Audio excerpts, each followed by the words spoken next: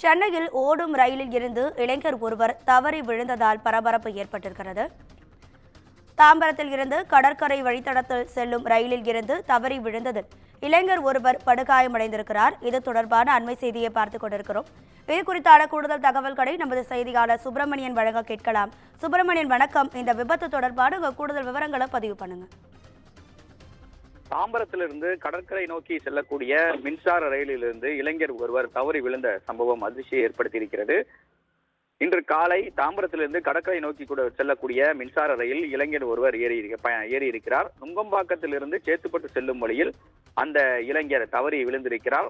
அவர் படிக்கட்டில் பயணம் செய்ததாக கூறப்படுகிறது. அது மட்டுமல்லாமல் தவறி விழுந்ததில் அவருக்கு படுகாயம் ஏற்பட்டிருக்கிறது.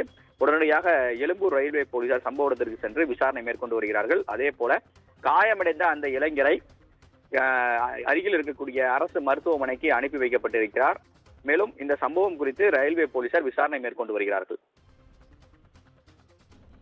உங்கள் தகவல்களுக்கு நன்றி சுப்பிரமணியன்.